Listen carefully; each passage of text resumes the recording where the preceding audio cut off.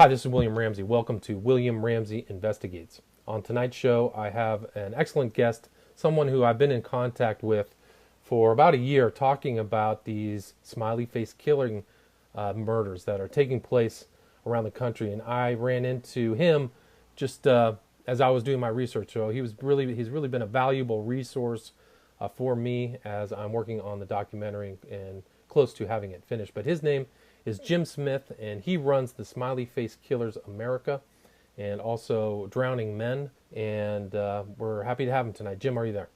I'm there, William. Thank you. Awesome. Well, thank you very much for taking time out. I know you have a very busy schedule. This very important matter that really isn't being addressed by the nationwide media, and that is this disappearance and deaths of these men, this phenomenon where they are going out or disappearing and then being found in water. You can almost predict these deaths, which is terrifying. And I know you and I have followed the more recent disappearances and deaths of Dakota James in Pittsburgh, Pennsylvania, and Bradley Barrett, who disappeared out of Reading, both in bars, both CCTV pictures, and both ended up in water almost 40 days. They were almost missing 40 days exactly, which is very strange. So, Jim, what else is going on? Can you talk about your background and how you got interested in these so-called smiley face killing deaths?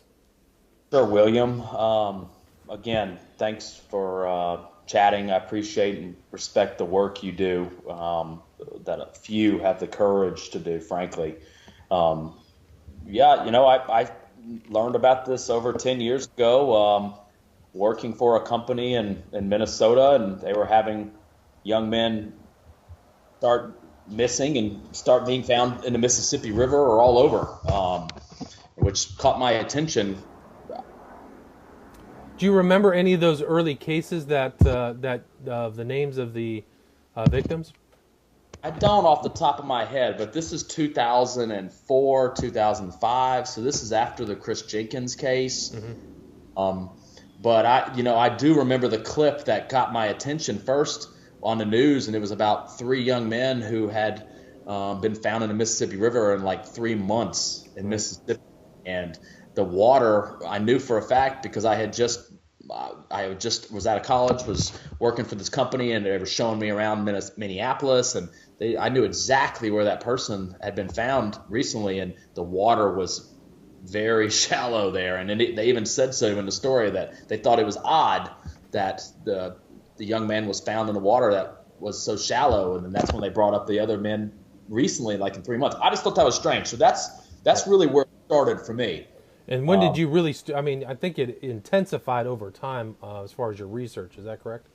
Yes, I used to not do anything and just really didn't think about it for a couple years until I saw Professor Gilbertson and Detective Gannon on Fox News on a couple different shows explaining this phenomenon, and I was like, oh, I remember that, and it really got to be a pretty big story, and I admired the work that those men were doing and how crazy the story was. And it was originally just 40 men back then. This is 2006, 2007. And so I followed that for a while. And then, I only saw it on the mainstream news. I never saw anything else, didn't know anything else about it. And then, kind of the cases kind of ended, and then the FBI came out and said that there was no evidence, credible evidence that linked all these crimes, and that's kind of where it stopped. Interesting. But and they kind of drifted off. I mean, Gannon and Gilbertson had a streak of being on TV, and then, with Christy Peel, the early investigators, and then they kind of, fell off at like 2008, 2009. Yeah, no, that's true, and I was pretty disappointed that happened, and I thought that the media attacked them personally. Peel lost her job. I saw people in the media criticize Detective Gannon and Professor Gilbertson. I was very disappointed because I thought that was really honorable work they were doing. And if you read that, just a couple of the cases, they were all strange in the very early cases, and Right, and so. I mean, they did it. I mean, I concur with you because I've read their book, Case Studies in Forensic Drownings, and they're really brilliant books. I mean, I've read tons of books in my life, and they've done a superb job of leaving a record, very scientific investigative record in those books of those early deaths, so they really did a fantastic job with those books. And I believe Peel, she had a website, I think it was called SF Killers. Yeah. Yeah. Yep. Which For a has while. disappeared. Yeah, I don't. Unfortunately, all that information's lost. I've come across different pieces of it, but it's still out there somewhere. Hopefully. I'm sure she's got it somewhere on her drive. I don't know what happened to Christy personally, but I think she didn't like it for her career. I'm just speculating. I can understand Be- her taking a lot of flack. I know what she's up to these days, and I've tried to contact her, but unfortunately, she hasn't taken the time to just touch base with me. Unfortunately. I've actually tried many years back, and she did the same thing for me. Didn't want to talk about it, and I understand. I'm frustrated, like a lot of people, that more people don't have the courage to try to help educate people, warn people. When these men go missing immediately, we have to be having that conversation immediately. I agree. That, hey, he did not run away. This kid has been abducted, and this is serious. It's the media and law enforcement. It's really frustrating how long it takes for them to get serious about it. I mean, Dakota James, like you just mentioned, they weren't even having that conversation for weeks, right? No, agreed. I mean, I think that there was definitely some. The family and friends were holding that line that he had been abducted, but the police said, there's no evidence. I think they publicly said there was no evidence of him being abducted, and so they didn't do anything. And I think that's actually a common phenomenon or theme amongst all of these cases, is that the police passivity, and inactivity is pretty remarkable. They really, Yeah. I think that this particular kind of MO of these victims inhibits police involvement because they just don't see any evidence of activity. The person was there and now they're not. So that they just put it as a missing persons case instead of an active abduction case, which is unfortunate because you do have other cases where, like, for example, some of these young girls, what is it, Megan's Law, where if they're abducted, the notification goes out, cars are, plastered all throughout, at least the state of California, in these public places. So there seems to be a response for those children, which is excellent. But if you're a young man and you're out late at night and disappear, it's nothing really happens. It's amazing. Yeah, nope, you're on your own, and they treat families that way. I can say, because I've spoken to many families, and a majority of people are treated with a great deal of disrespect when one of their family members of young men or fathers are abducted and are disappeared, and it takes them a long time before they'll even let them put in a missing persons report. That's remarkable. I mean, Yeah, especially so important in those early stages, and yeah, I mean, I totally agree, because somebody might see something, somebody might know something, and somebody could report something dependent upon where this person is or whether they know somebody who's acting strangely in that community. I mean, we know that these people, when they're abducted, are probably with great, there's a great chance that they are still somewhere there because their bodies are found close to where they were abducted, Yeah. I mean, there are very unusual cases where they're found far away. There's one in Boston where a guy was abducted out of Boston and was found, in the water 60 miles away. Matt Stoner from Pennsylvania was, disappeared out of, I think it was Williamsport, and he was found downriver, 870, I think it was 60 miles or something. So those do occur sometimes, but most of the time, I mean, for example, the most recent cases, Dakota James, Bradley Vetter out of Reading, found right in the river, right close by. So I'm assuming they're somewhere, somewhere in that general area. So, but it's really a remarkable phenomenon, and I think that police inactivity also it's a shortcoming and a failure in not sending out a warning, because they're not terming it as an abduction. They're just saying a missing person. Two totally different, very distinct, public statements. Totally different.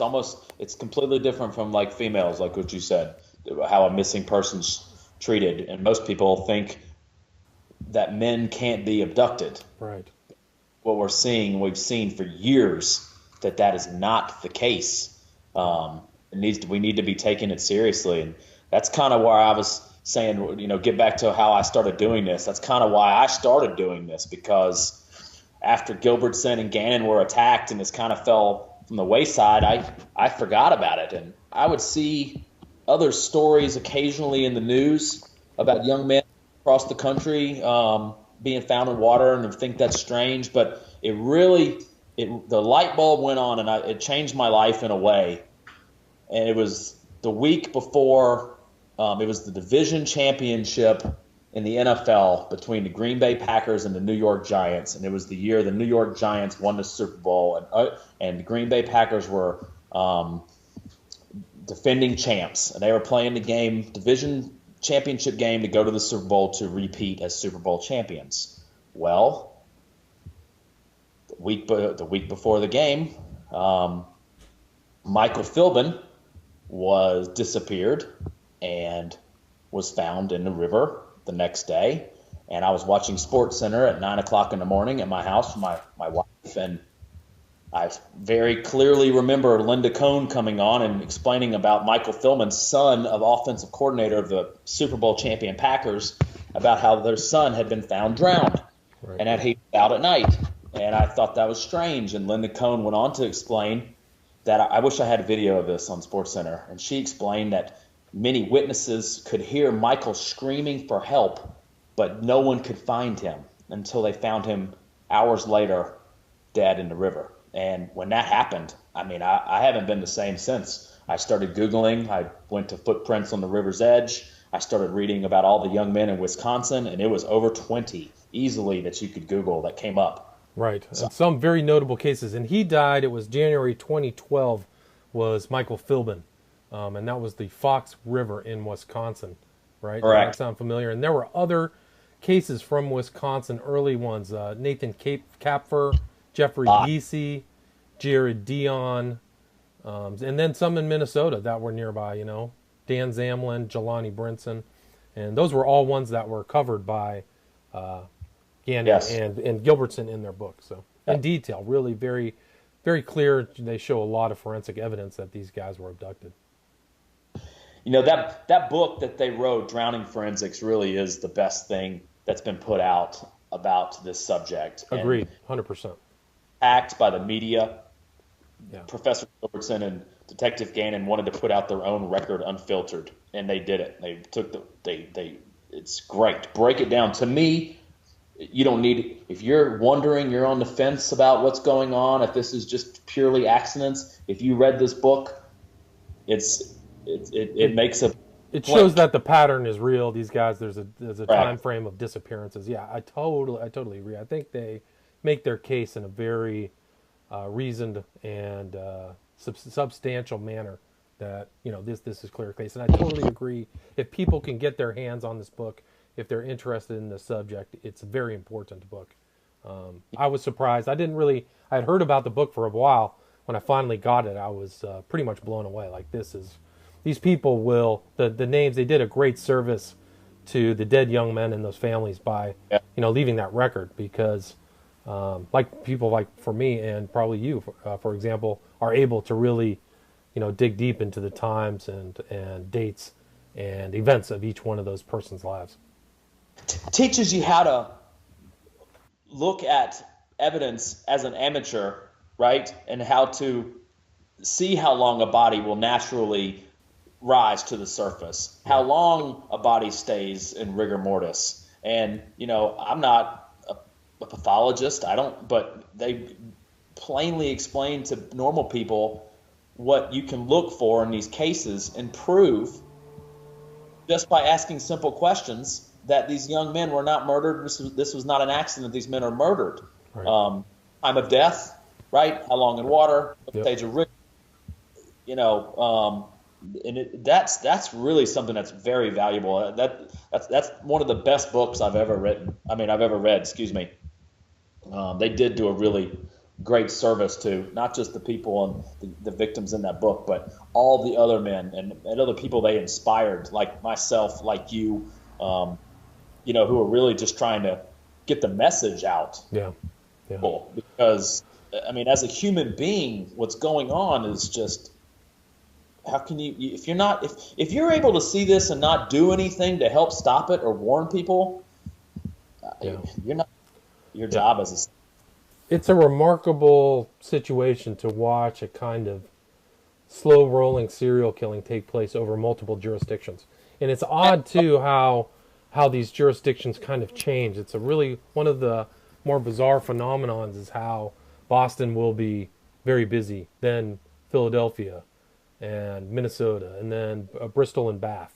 You know yes. how Bristol and Bath in southwestern England. So it's really something else. You know.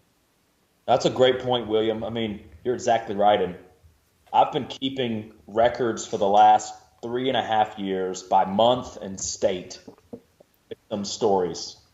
And that's what my Twitter account is basically. I tweet young men I think that are victims who are immediately abducted, and I tweet their story out every day when I see victims, and I follow up with the story, and almost always they're found in water. And my Twitter account it's Smiley Face Cult at drowning victims at Smiley Face Cult. Thanks. Twitter. So when they go to Twitter, they type in drowning victims? Yes. Okay, gotcha. I misstated. I said drowning men earlier, so I apologize. It's drowning victims. And then also you do a Smiley Face Killer America. Is that right? Yes. I post on Facebook. That's our group. And I post victims wherever I see them all over the country. But what both of those outlets show, the information we collect shows what you just said exactly. Like one area of the country will heat up, and it is blazing hot, and it'll be young man after young man after young man, and they are all being found in Washington. I mean, in the water, Right. And we're literally in one of those times about Pennsylvania. I mean, it's really breathtaking that more people. This isn't a bigger story. I mean, it seems that the media is trying to. They're ignoring it. It's almost like they're deliberately omitting these connections between missing people. I mean, it's remarkable. Right. And they're not making ties between old cases. So, and there have been a couple bloggers that have actually talked about it, but there hasn't been anything that I've seen from that media because, you know, the disappearance of Dakota James and Brad Vetter are not unique in Pennsylvania. You know, I was going through and looking at these other ones. There was Lance James that was outside of Philly, but in Jersey, that was last year. And then you have these other odd ones like I think his name was Jimmy Slack. He was at on the north shore, I think of Pittsburgh, I think it was, or Philly. He was in one of those cities where he was at a concert, disappeared, then found right in water, already been searched. I mean, Dane Montgomery. Yep, Montgomery, right. Montgomery was he was in Manayunk, right? No, he was in Philly. Yeah, that was North Philly on the water, right? Yes. That's right. That's right. And yeah. what? I also noticed that there was another guy, Emmanuel Tharrington, in 2011. Did you ever hear his story? Of course. Yeah. Yes. So yeah, that was one where his car was found in water, the door was open, but his body wasn't found. Then it was found 6 weeks later upriver, which does make no sense. Like, how are you going upriver from where your car was? Unless there's some kind of great tidal pull there, which I don't know. That's common, though, what you just said about victims being found upriver. I mean, it's almost like the killers are daring the media to ask those questions. And that happened in England, outside of London, with Ben Savage, who disappeared on a pier. Nobody knows where he went, but then he was found upriver. Like, it didn't make sense. Why aren't you floating? And, of course, disappeared. Nobody knows how. Did he jump in the water, or did somebody abduct him out there? They don't know. I think that's pretty obvious. Don't you? Well, Shane Montgomery's a perfect example. Shane Montgomery disappears out of this part of Philadelphia, northwest Philadelphia, out of a bar. He walked to a parking lot, which is a real danger zone, actually, in a lot of these cases, wherever there are cars. Disappears, and the level of the water there, the average water level was 4 feet deep. And so there's a massive search, and massive search. And then he's found in 4 feet of water. I I think it was like 6 weeks later, like total 2 months later or something. If I remember, I can't remember the exact date. But this is a guy, and he fit the same profile, and it's remarkable that nobody said, "Whoa, whoa, whoa! We checked this already. We've already checked this area," and now he shows up. It's very strange the kind of that people aren't just sounding the alarm bells that, hey guys, this is a problem. It's part political correctness, though. I like to say, because how dare you even say that young men are being abducted and drowned? How dare you? That's crazy. That's a conspiracy theory. Right. But any rational person, when they see enough and they read enough cases, but there's not enough places for people to see enough of these cases. That's why I run my group on Facebook. That's why I do what I do. People can go and see this and put it to. No, you make an excellent point. I mean, I think that's very important. There's been other writers who've been covered these cases, but I think, some names I won't reply, I won't state on a radio show, but I think that, it has, I think that it hasn't publicized as like, hey, these people are abducted and these people are murdered. You know what I mean? Some people have looked at it differently. So, it's incredible. It's just incredible. Like, I really probably didn't hit the ground running, till till Joey LaBute, Columbus, Ohio. And once I really started keeping an eye on these cases, it's incredible. And I've written on my Facebook page, and you've seen that, is that I've done videos on like 7 or 8 people who I made the video about their disappearance, and then they show up dead in water, all over. So it was also Vetter, Dakota James, Lance James, Lewis Ball, and Deacon Wilkins out of Bristol. Henry Burke was I talked about was Henry Burke was Bath, and then Ben Savage was outside of London. So it's incredible. No, you're right. But you're not counting LaBute as well. Joey LaBute, right? So then Joey LaBute and Vetter, it's crazy. All people since then, it's really astounding. I don't think anybody has been able to put together that what's going on in Europe is connected to America and what's going on with the rest of the world. And I will tell you why I know that they're connected is because of the holidays. And a lot of the cases are on the same nights in Europe and in America and Canada, where, right? There are holidays that are absolutely being worked by groups of people across all of those countries, and their job is to go out and abduct a young man. And this happens on Halloween. This happens on Thanksgiving. New Year's. This happens on New Year's Eve. Yep. This happens on St. Patrick's Day. This happens on 420. This happens any Cinco de Mayo, spring break. We've started to see the last couple years that there were never any these murders at spring breaks. Well, they've started to work the spring breaks. There was a kid last year in St. Padre Island in Texas, left a concert, found in the water a few days later. Yeah. South Padre, right? Do you remember his name? I could look it up. I don't have it in front of me, but it's also interesting. I came across I was reading an article about the death of Mark Kilroy. He was in Matamoros, but he was at a party late at night and was lured away. So it's kind of like another example of how that's like a hunting zone, where people are out late night. Mark Kilroy was one of the Matamoros victims. For the guy's name was El Padrino, this Jesus Alonso, this kind of black magician. But it was interesting that there were it wasn't the same one of these smiley face killer cases, but it was a situation that fit the pattern. Young man, late at night, lured away. He was with his friends drinking, lured away and disappeared. Man, gone. Leaving a party. Yep.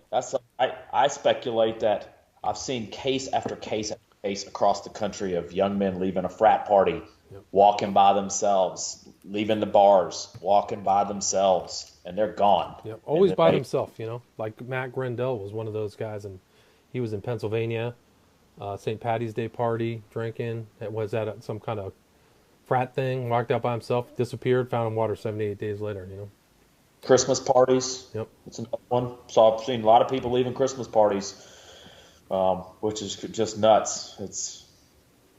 Yeah, man, it's just incredible how how this phenomenon is really global. I was told about a case in Poland that have something like that happened.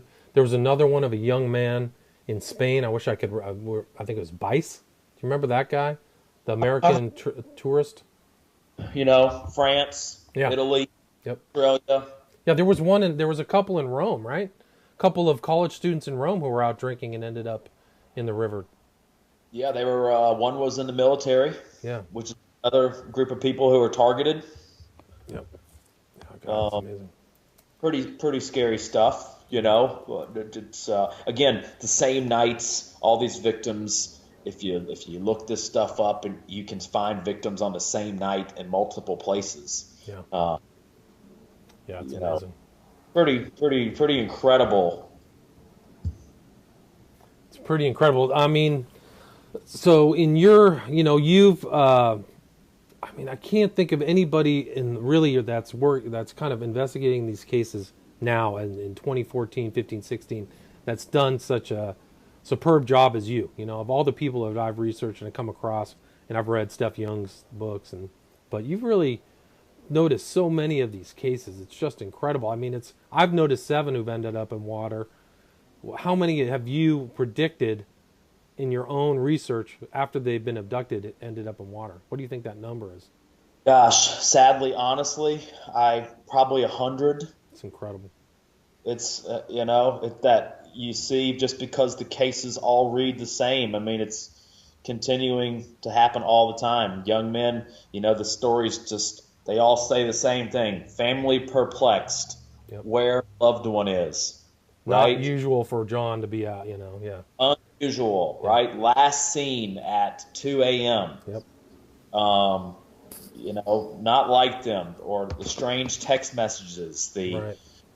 it's yeah. I appreciate you saying that. That's kind of why when I got into doing this is that I was always able to find cases after they happened, but because of Twitter and the internet, I'm able to see cases instantaneously the next day, 2 days later, and you're able. That's what my intention has been, to help families get some support. At least have somebody out there saying, whether it's just saying this person fits the profile, you need to do something more, right? Just to give somebody a resource, because I mean, if you've contacted, a lot of people have contacted you. A lot of these disappeared families of the young men disappeared, have gotten in contact with you. Is that correct?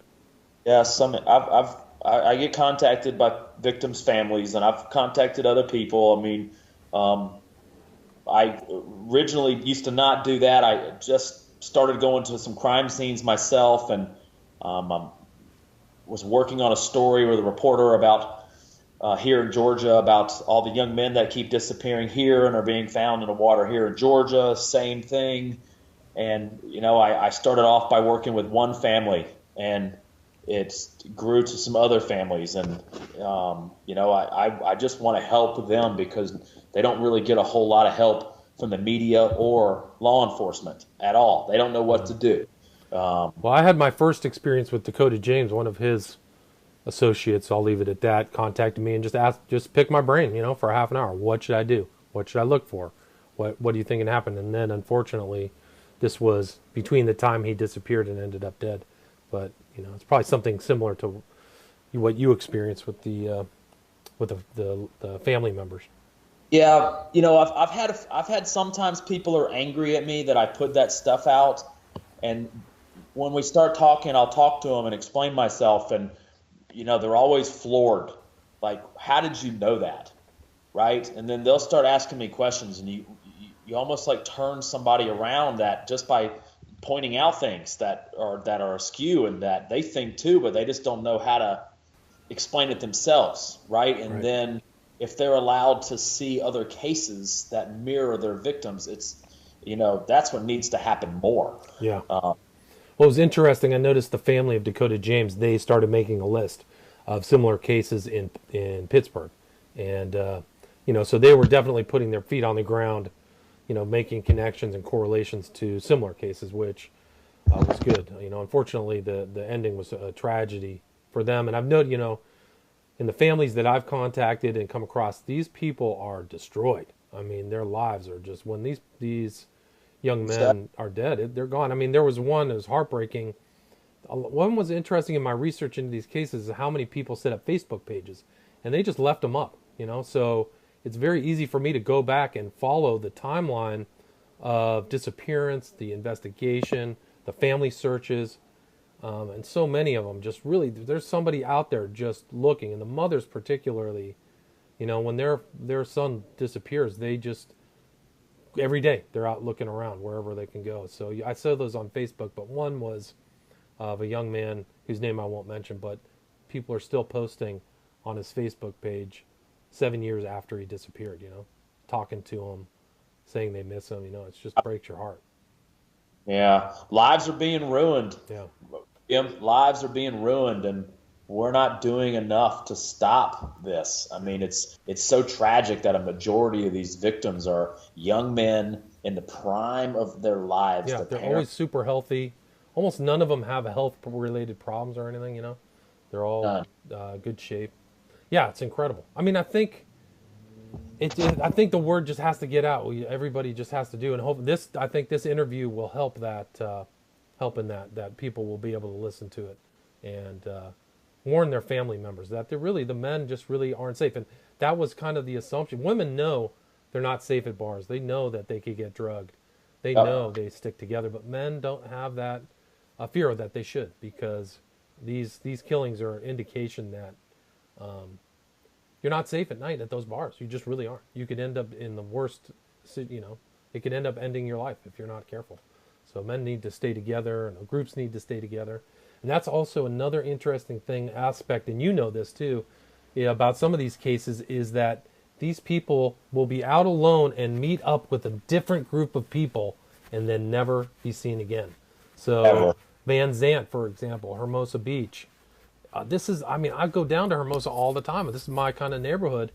And there are tons of different groups of people. And this guy Van Zant is out with friends and family partying, wanders over to a liquor store. The last time he's seen is in a parking lot with a group of people that he didn't know and nobody knew. And then they're gone. Yeah. Yeah, definitely. I think a lot of victims, from what I've seen, that's a great point, that I think that they trust the people they're with. They trusted the wrong people they don't normally hang out with. Yeah. I mean, cases in Pennsylvania where these men are leaving and they're just walking away. They've been on their phone. Who are they talking to? Right? I mean, Joey LaBute was on his phone on some mail app, and I've had actually people send me stuff about how easy it is to spoof personalities or people on Grindr or some of these other ones. You don't have to be that person. The verification isn't good. So, and that was Dakota James as well on the phone. And actually, I think Brad Barrett was on the phone. I think you can see him on the phone in the bar when you look at the CCTV. So those are all recent cases. Can you think of other people who met up with different groups? Any. Yeah, I can't think of. I mean, I remember there was the Van Zant. It was, and he's never been found. He was disappeared. So he was one that, unfortunately, his family hasn't had closure. But he fit the same profile, of a lot of these other ones. Veteran. Yeah, right. Yeah, that seems to be a common. A lot of military people, yeah. A lot of military. There's been, I think off the top of my head, just this year has been 5. That's right. Yeah, I think you sent one out. There was one in San Antonio or Houston, right? An African-American guy. Lance James? There was Lance James, good point. Yeah, he's an ex-military. In San Antonio. San Antonio, that was the guy. What was his? I can't remember his name. He was another one, yeah. So Texas isn't out of it. I mean, happens in California. California, we've had 2 cases or 3 cases this year, or 2. One was Robertson that was Pyramid Lake, and then Halbig or Hartwig, I think it was, in Lake Arrowhead or near Lake Arrowhead. So those were, these cases, too, I was going to say, just all these cases we're talking about, if people want to look them up, they're all posted on Smiley Face Killers America on Facebook or on my Twitter page. So cool. If you were interested and you want to learn all that stuff, I think that's a great point, though, is that San Francisco has the California Five. That's something Right. that's pretty popular. I absolutely believe that they're involved in this because California has cases on Southern Cal and Northern Cal, and Right. There that was there are one Asian kid or Asian young man who was in like Newport or something like that, Huntington Beach, at a bar, disappeared, found in a ton, canal. Yeah, ton. yeah. He was another promising kind of young guy, college age. It Yep. almost seemed, what's interesting too, a lot of these cases, what there isn't. There's not like an emo kid or somebody who dyed his hair black or somebody's overweight. It's almost Overweight, sure, right? People always weigh under 200 pounds. yeah. I've only two cases that I speculate are involved, and they were 250, but they were athletes. But It's other Kara George or whatever. He was.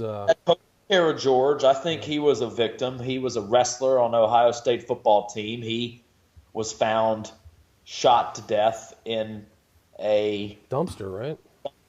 next to the river, and the FBI was watching the river, and Kara George disappeared on a night that they have a tradition where the whole school up there at Ohio State goes and jumps in a lake.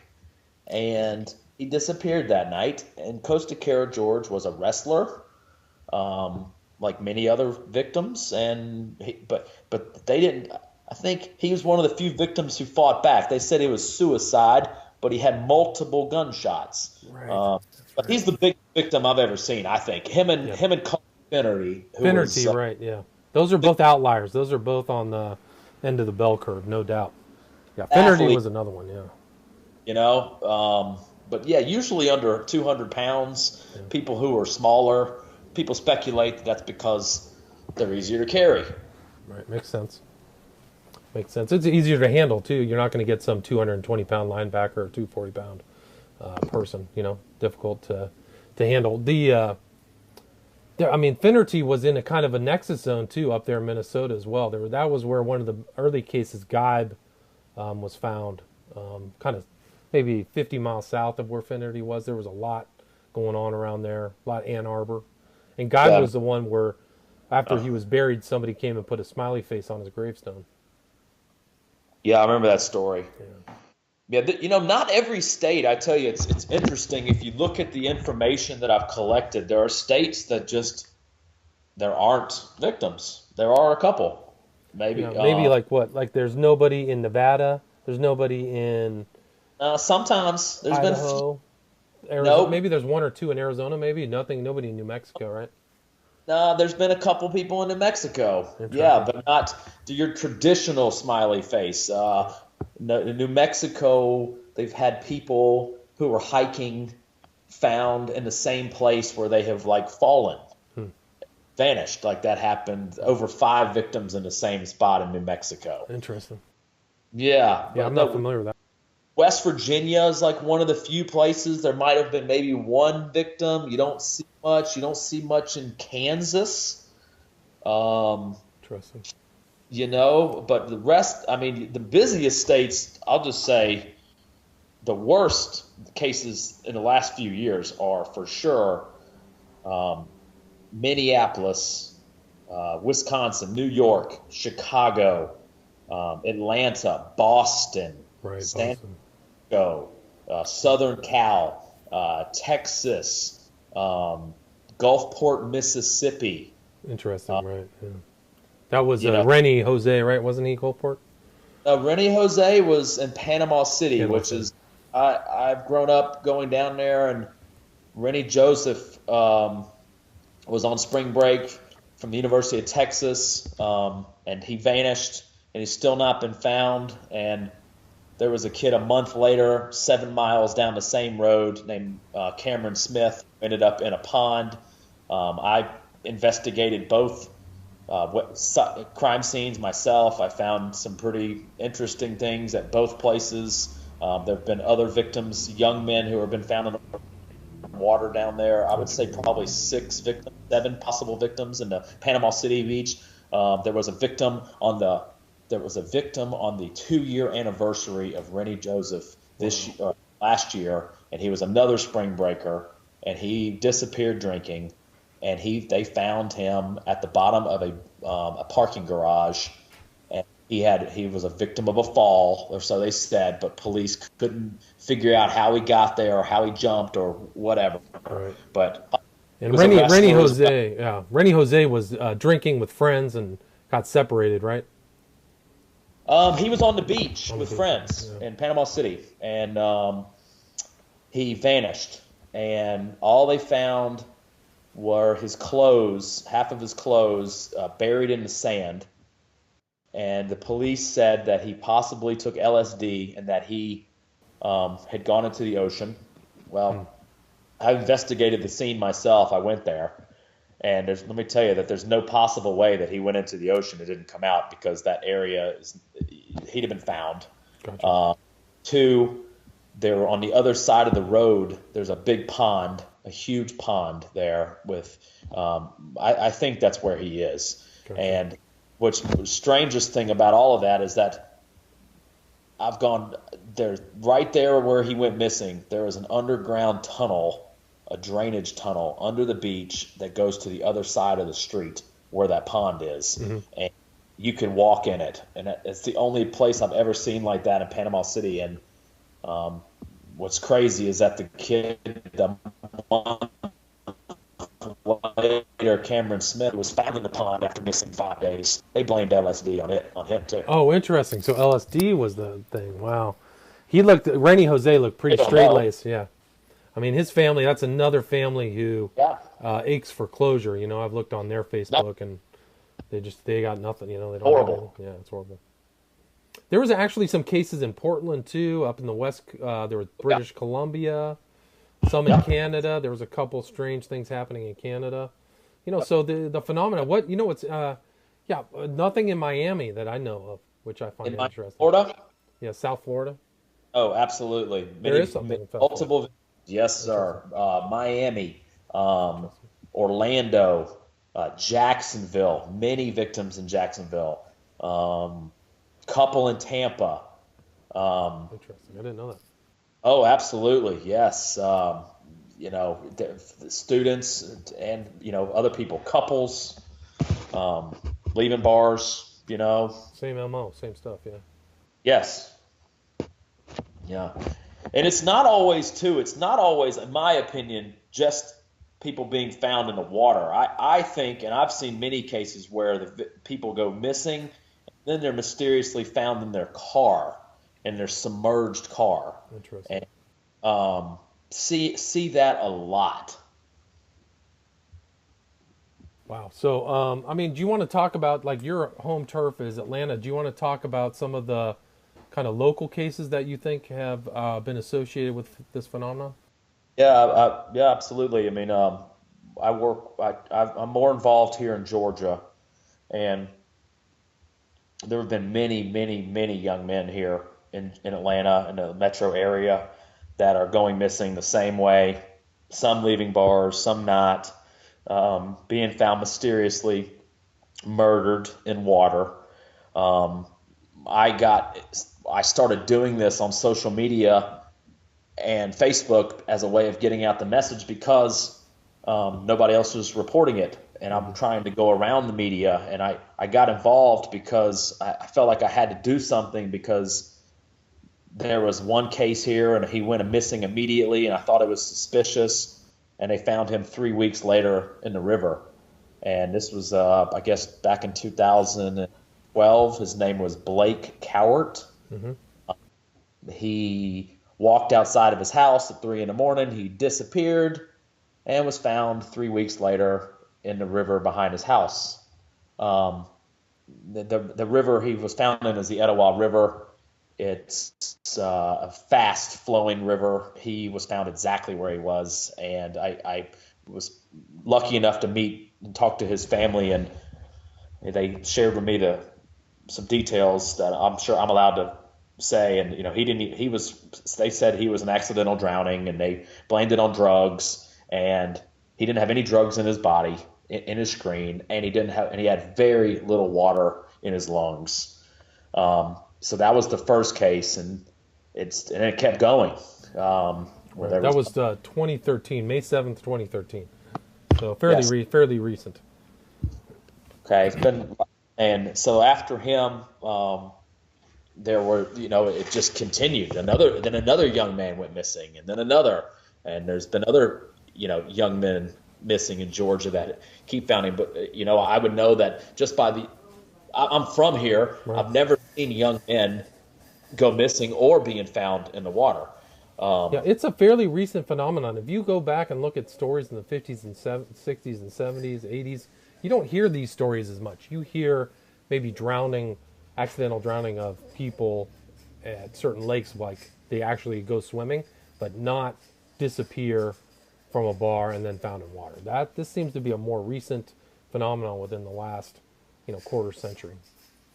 And all these people, that's why it's so asinine that these excuses that are used that, well, he was drunk and he accidentally fell in the water, but he was so incoherent that he couldn't get out. I mean, I could buy that for one story. You might be able to sell me that on one story, but when it's victim after victim after victim, I mean, how many does it take before people start investigating it? It's almost like I don't want to disrespect law enforcement because their jobs are very difficult and they do us a great service, but not asking questions and not speaking out and doing the work that needs to be done, they're not helping anybody.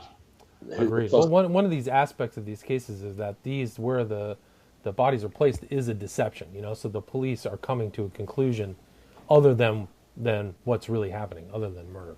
So, and if they don't see that pattern like other people do, then that's going to be their first conclusion. Oh, accidental, or drugs or something like that. So I think that's the intention of this, certain MO of these perpetrators is that they want to deceive the police Yeah, no, for sure. I mean, it's or the just authorities. Yeah. it's and that they won't ask simple questions out of fear of retribution or being called names, right? Well, that's a good point. I bet there's a lot of career implications of taking a position that is unpopular or unique. It's probably Yeah. much easier to write on a forensic, autopsy that it was accidental than actually say, this is unknown. They've actually gone back in some of these cases and called things different. I know that for example, the Chris Jenkins case, they initially called it accidental or misadventure, and then went back after another autopsy and said murder. So they actually had enough guts. Well, there was actually force by the family. By pressure from Pressure the by the media. family, yeah. Correct. Not because they were doing the right thing. Yeah. Well, No. you can hear that Jan Jenkins interview with Ed Opperman. I talked to Jan too, so that's on the Incredible. Opperman report. You can also hear my interview with Elise Soper.